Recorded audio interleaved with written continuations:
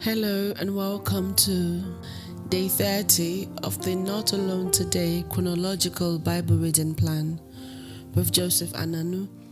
Today we'll be reading Leviticus 1 to 7 using the New King James Version. Chapter 1. Now the Lord called to Moses and spoke to him from the tabernacle of meeting, saying, Speak to the children of Israel and say to them, when any one of you brings an offering to the Lord, you shall bring your offering of the livestock, of the herd, and of the flock. If his offering is a burnt offering of the herd, let him offer a male without blemish. He shall offer it of his own free will at the door of the tabernacle of meeting before the Lord. Then he shall put his hand on the head of the burnt offering, and it will be accepted on his behalf to make atonement for him. He shall kill the bull before the Lord, and the priests, Aaron's sons, shall bring the blood and sprinkle the blood all around the altar that is by the door of the tabernacle of meeting. And he shall skin the burnt offering and cut it into pieces. The sons of Aaron, the priest, shall put fire on the altar and lay the wood in order on the fire. Then the priests, Aaron's sons, shall lay the parts, the head, and the fat in order on the wood that is on the fire upon the altar. But he shall wash its entrails and its legs with water, and the priest shall burn all on the altar as a burnt sacrifice, an offering made by fire, a sweet aroma to the Lord. If his offering is of the flocks, of the sheep, or of the goats, as a burnt sacrifice he shall bring a male without blemish. He shall kill it on the north side of the altar before the Lord. And the priests, Aaron's sons, shall sprinkle its blood all around on the altar. And he shall cut it into its pieces, with its head and its fat. And the priest shall lay them in order on the wood that is on the fire upon the altar. But he shall wash the entrails and the legs with water. Then the priest shall bring it all and burn it on the altar.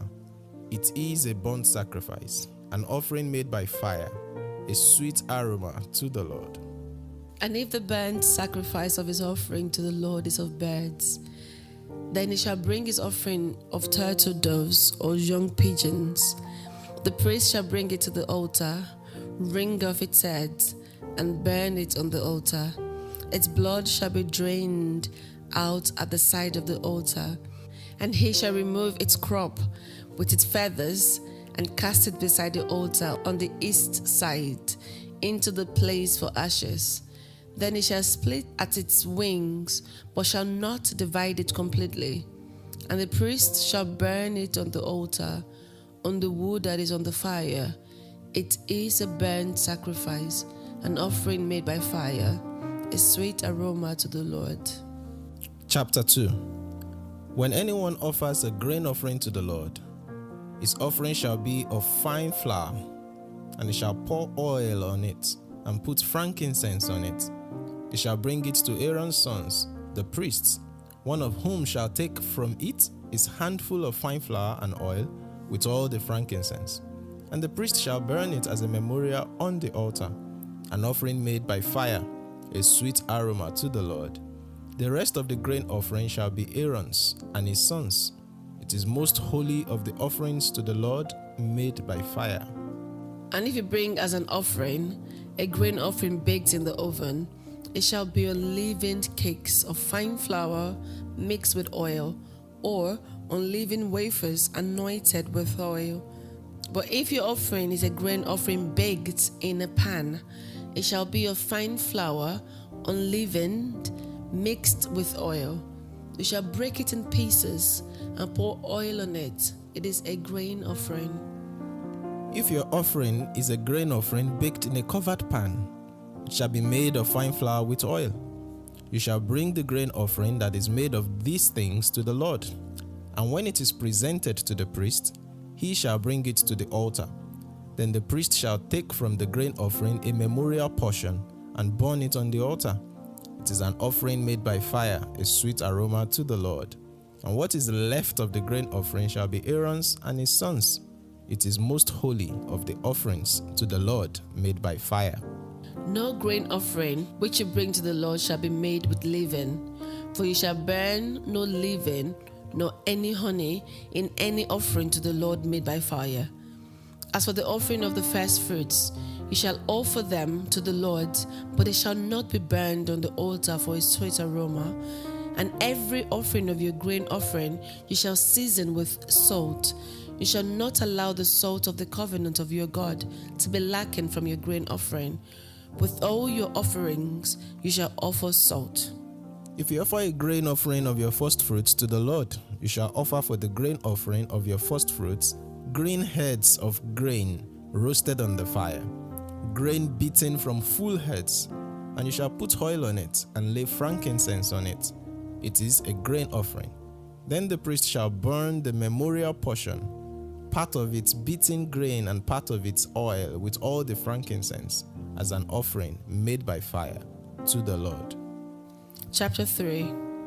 When his offering is a sacrifice of peace offering, if he offers it of the herd, whether male or female, he shall offer it without blemish before the Lord. And he shall lay his hand on the head of his offering, and kill it at the door of the tabernacle of meeting. And Aaron's sons, the priests, shall sprinkle the blood all around on the altar.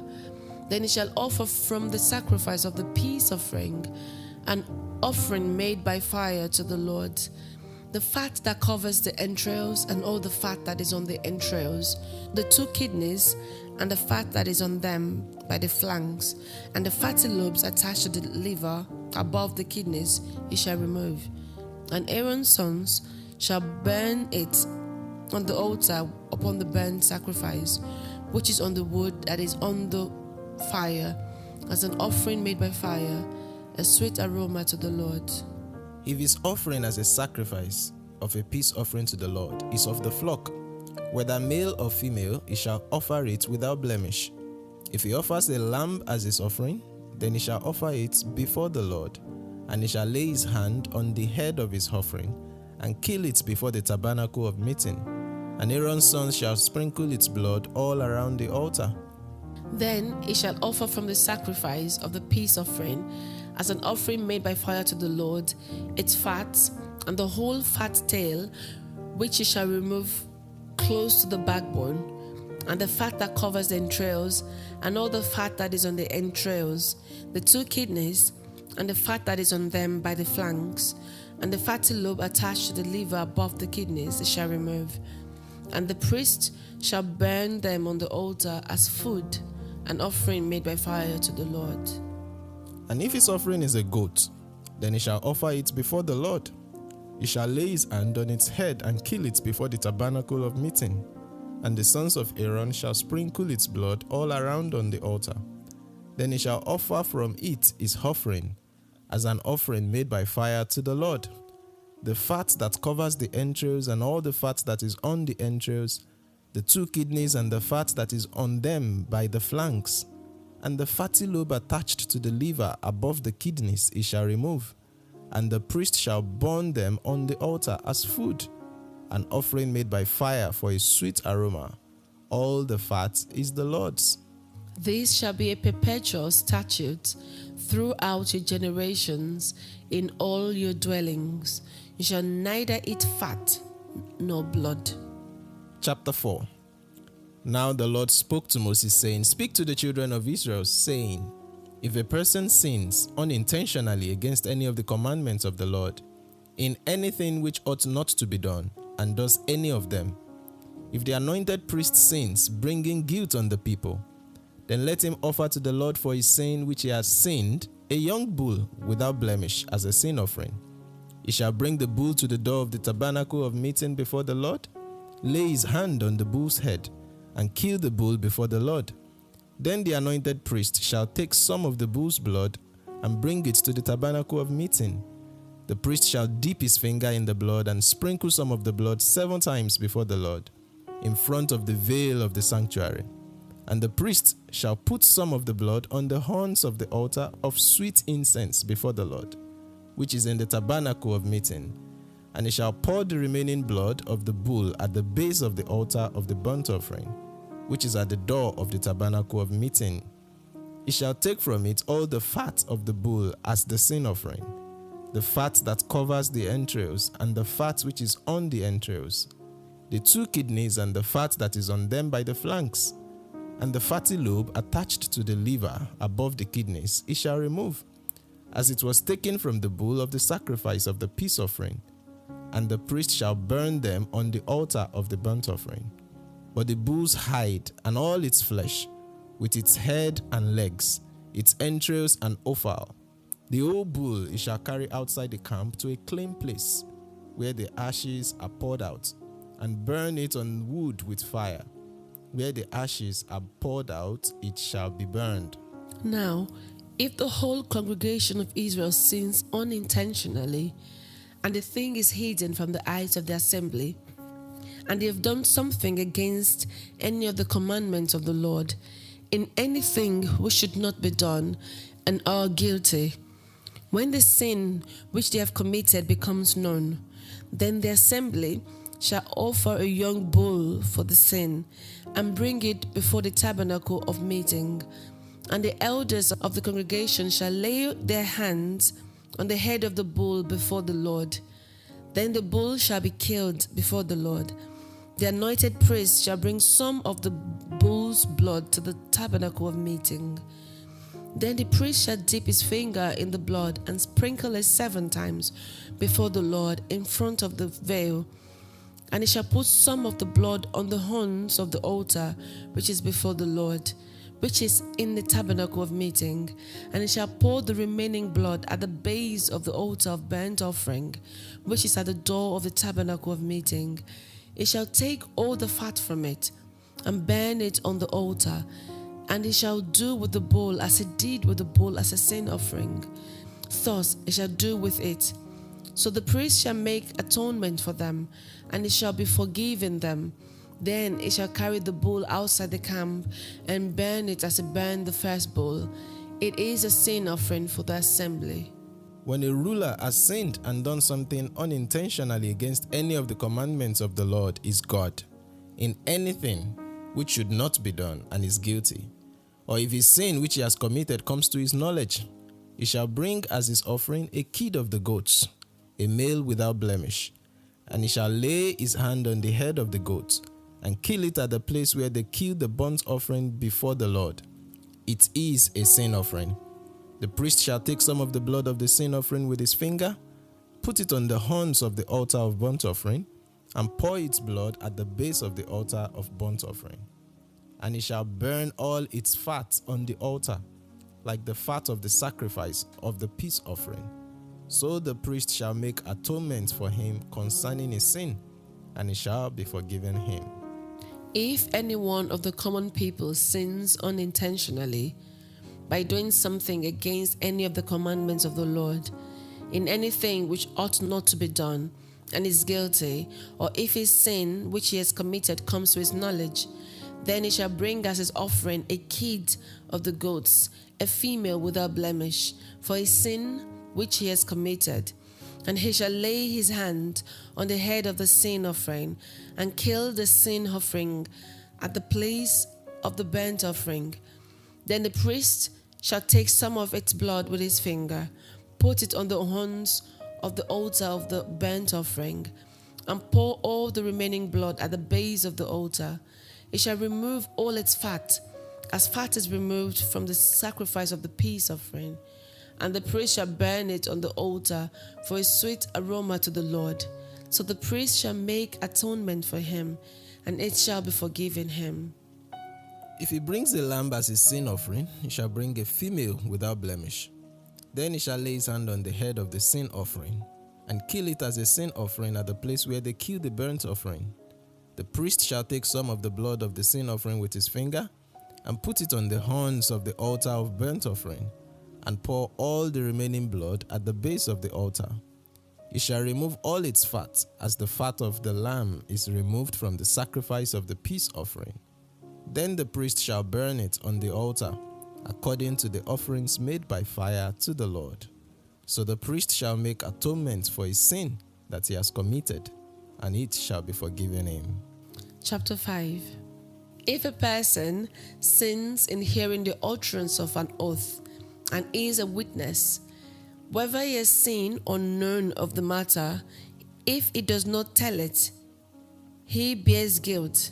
Or if a person touches any unclean thing, whether it is the carcass of an unclean beast, or the carcass of an unclean livestock, or the carcass of unclean creeping things, and he is unaware of it, he also shall be unclean and guilty. Or if he touches human uncleanness, whatever uncleanness with which a man may be defiled, and he is unaware of it, when he realizes it, then he shall be guilty. Or if a person swears, speaking thoughtlessly with his lips to do evil or to do good, whatever it is that a man may pronounce by an oath, and is unaware of it, when he realizes it, then he shall be guilty in any of these matters. And it shall be when he is guilty in any of these matters, that he shall confess that he has sinned in that thing, and he shall bring his trespass offering to the Lord for his sin which he has committed, a female from the flock, a lamb or a kid of the goats, as a sin offering. So the priest shall make atonement for him concerning his sin. If he is not able to bring a lamb, then he shall bring to the Lord for his trespass which he has committed 2 turtle doves or 2 young pigeons, one as a sin offering and the other as a burnt offering. And he shall bring them to the priest, who shall offer that which is for the sin offering first, and wring off his head from its neck, but shall not divide it completely. Then he shall sprinkle some of the blood of the sin offering on the side of the altar, and the rest of the blood shall be drained out at the base of the altar. This is a sin offering. And he shall offer the second as a burnt offering according to the prescribed manner. So the priest shall make atonement on his behalf for the sin which he has committed, and it shall be forgiven him. But if he is not able to bring 2 turtle doves or 2 young pigeons, then he who sinned shall bring for his offering 1/10 of an ephah of fine flour as a sin offering. He shall put no oil on it, nor shall he put frankincense on it, for it is a sin offering. Then he shall bring it to the priest, and the priest shall take his handful of it as a memorial portion, and burn it on the altar according to the offerings made by fire to the Lord. It is a sin offering.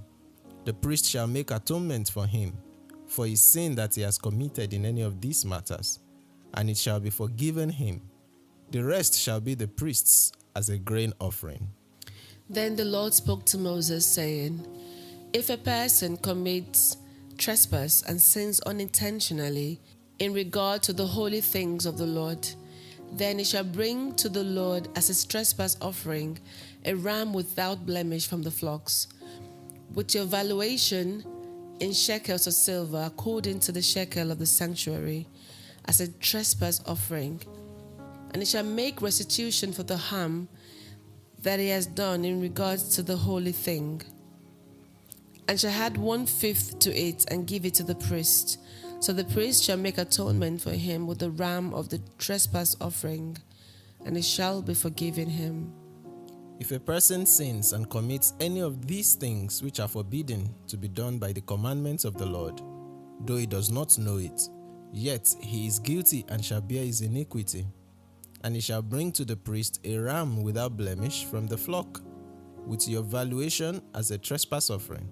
So the priest shall make atonement for him regarding his ignorance, in which he erred and did not know it, and it shall be forgiven him. It is a trespass offering. He has certainly trespassed against the Lord. Chapter 6. And the Lord spoke to Moses, saying, If a person sins and commits a trespass against the Lord by lying to his neighbor about what was delivered to him for safekeeping, or about a robbery, or if he has extorted from his neighbor, or if he has found what was lost and lies concerning it, and swears falsely, in any of these things that a man may do in which he sins, then it shall be, because he has sinned and is guilty, that he shall restore what he has stolen, or the thing which he has extorted, or what was delivered to him for safekeeping, or the lost thing which he found, or all that about which he has sworn falsely, he shall restore its full value, add 1/5 more to it, and give it to whomever it belongs on the day of his trespass offering. And he shall bring his trespass offering to the Lord, a ram without blemish from the flock, with your valuation as a trespass offering to the priest. So the priest shall make atonement for him before the Lord, and he shall be forgiven for any of these things that he may have done in which he trespasses. Then the Lord spoke to Moses, saying, Command Aaron and his sons, saying, This is the law of the burnt offering.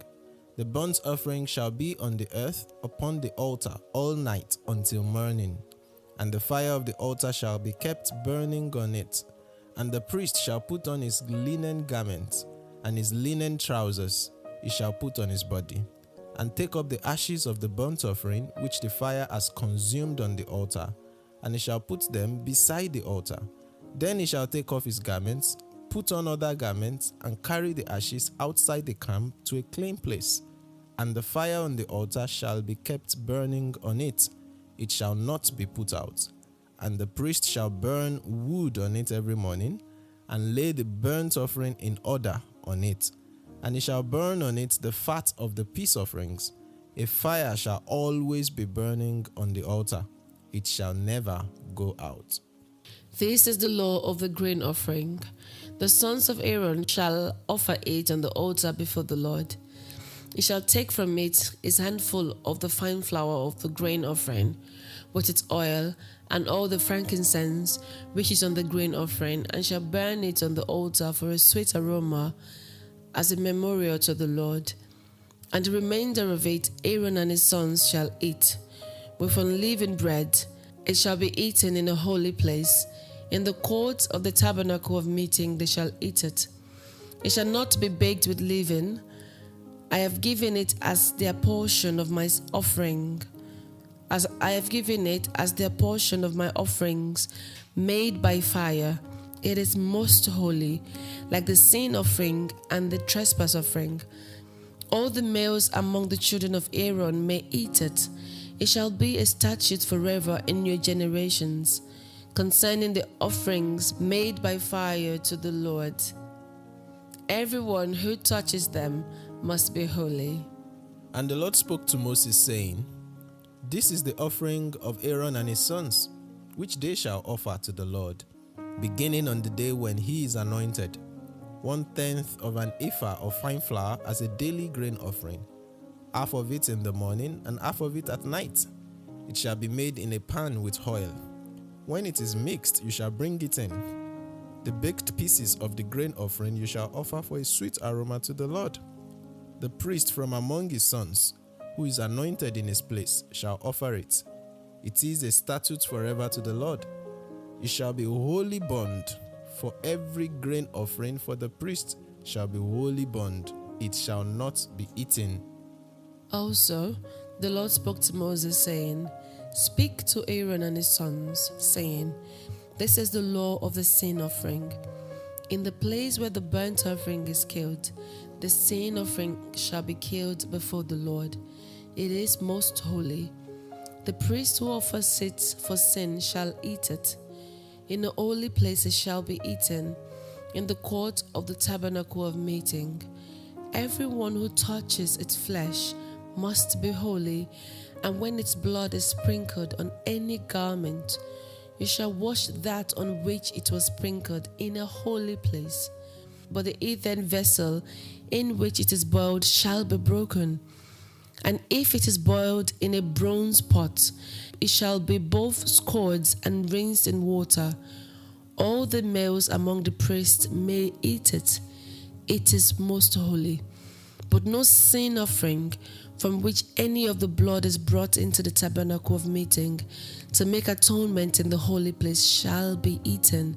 It shall be burned in the fire. Chapter 7. Likewise, this is the law of the trespass offering. It is most holy. In the place where they kill the burnt offering, they shall kill the trespass offering, and its blood he shall sprinkle all around on the altar, and he shall offer from it all its fat. the fat tail and the fat that covers the entrails, the 2 kidneys and the fat that is on them by the flanks, and the fatty lobe attached to the liver above the kidneys he shall remove.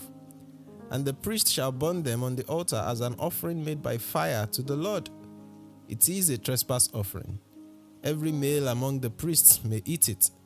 It shall be eaten in a holy place. It is most holy. The trespass offering is like the sin offering. There is one law for them both. The priest who makes atonement with it shall have it, and the priest who offers anyone's burnt offering, that priest shall have for himself the skin of the burnt offering which he has offered. Also, every grain offering that is baked in the oven, and all that is prepared in the covered pan, or in a pan, shall be the priest's who offers it.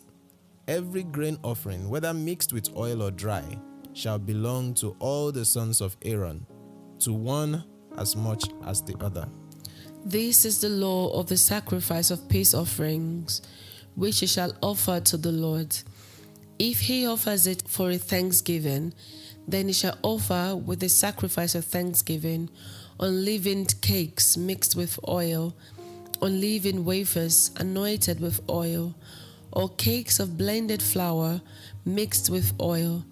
Besides the cakes, as his offering, he shall offer leavened bread with the sacrifice of thanksgiving of his peace offering.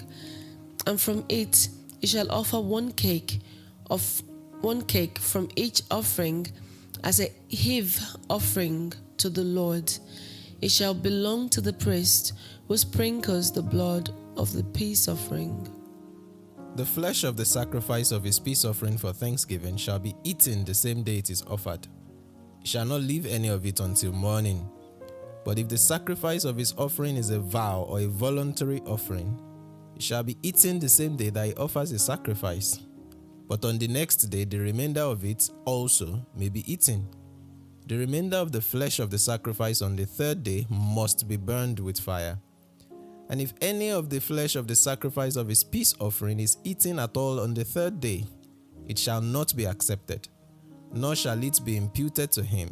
It shall be an abomination to him who offers it, and the person who eats of it shall bear guilt. The flesh that touches any unclean thing shall not be eaten. It shall be burned with fire. And as for the clean flesh, all who are clean may eat of it. But the person who eats the flesh of the sacrifice of the peace offering that belongs to the Lord while he is unclean, that person shall be cut off from his people. Moreover, the person who touches any unclean thing, such as human uncleanness,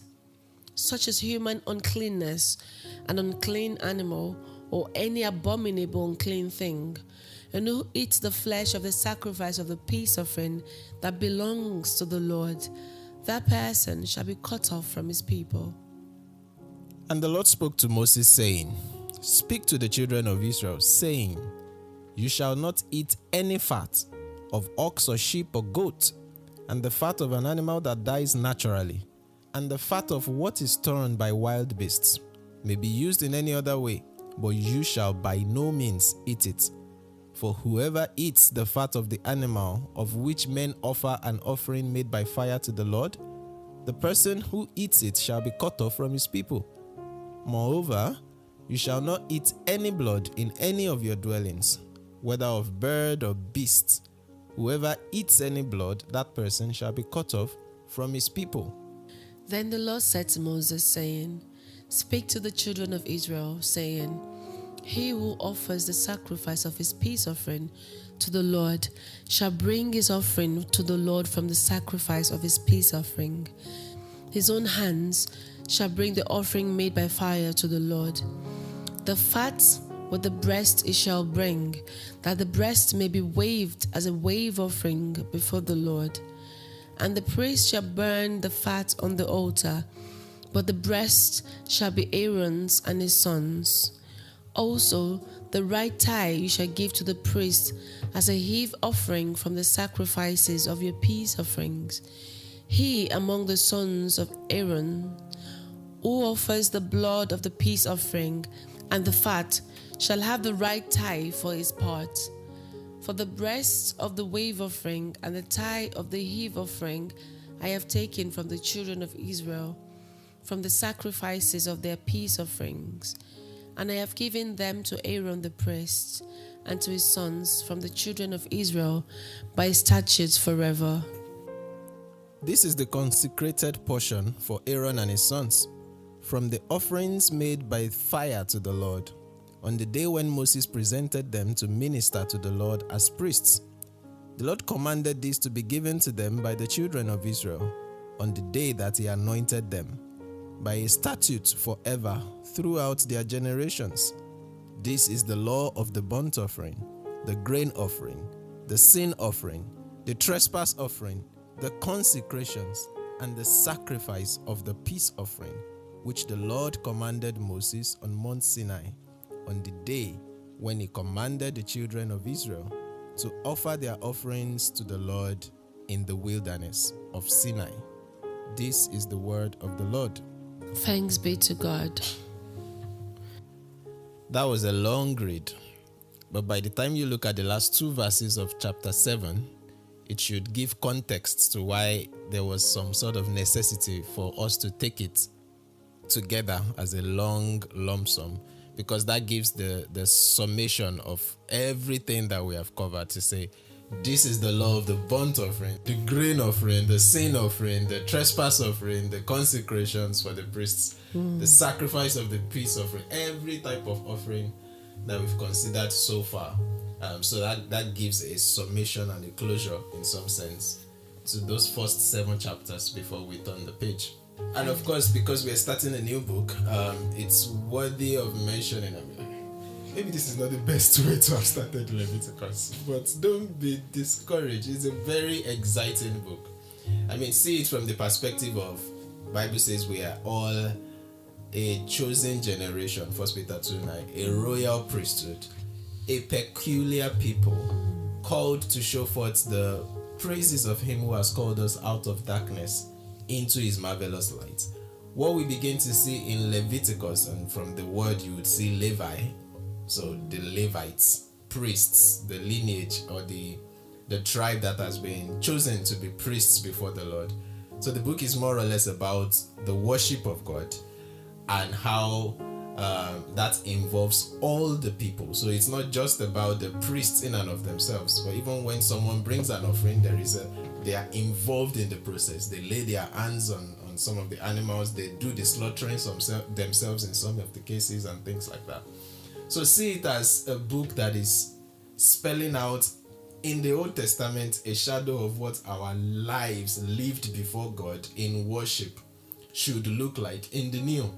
Yes, we are no longer killing bulls and goats and birds and turtle doves and pigeons and all that, but it's saying something that we must not miss, that we are living as a living sacrifice unto the Lord. So everything about us should be a life of worship in that sense. And secondly, also, you begin to see the beauty in what Jesus did as we go on in this book, because we begin to see the extent of what we are saved from, both in terms of the practices, but even much more, we carry a fresh sense of the enormosity of sin as something that separates us from God, and much more the enormosity of the sacrifice of Jesus, the once and for all sacrifice that makes it possible for any of us to have that continual access to God, to become indeed the tabernacle of God ourselves.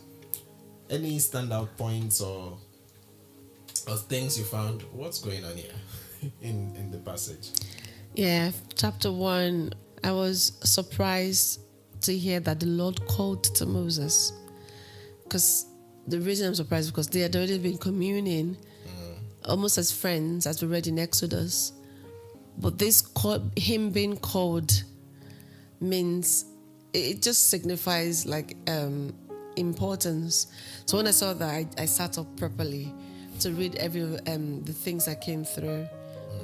And I saw in chapter 1 how that God is detailed in what he wants and how he wants it.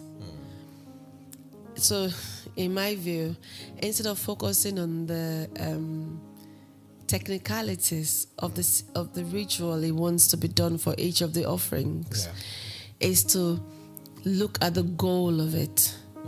First, in Exodus, we were told that he set apart a day for them and created a new structure, almost as similar as what we saw in Genesis 2, when God created the heaven and the earth. It was as though this new nation, a new order was being created for them. So, and then there was the building of the portable temple, tabernacle. And now Leviticus, we're now beginning to see how that this structure, what it ties into, in the sense of when this happens, do this. When this happens, do this. If it's unintentional, do this. If it's uncovered, this is how it should be done. Like he has provided all scenarios that could happen and put it to the Israelites, so they're not a people without guidance. So it's not the what, it's the why. And the why is also to affirm what we've already read in Exodus and in Genesis, that these are a people called and set apart for God. And therefore, this is the law and the commandments is building for them as fit for the purpose they were at the time they're there. And it doesn't mean that God changes, because we no longer do all of these things. What I read it to mean is that His holiness is unchanging, but the method He uses varies from age to age. In our time, our dispensation is Jesus's, and we are focusing on what He has told us to do. Not that it makes the Old Testament, the oldest commandment, obsolete, but it feeds into it.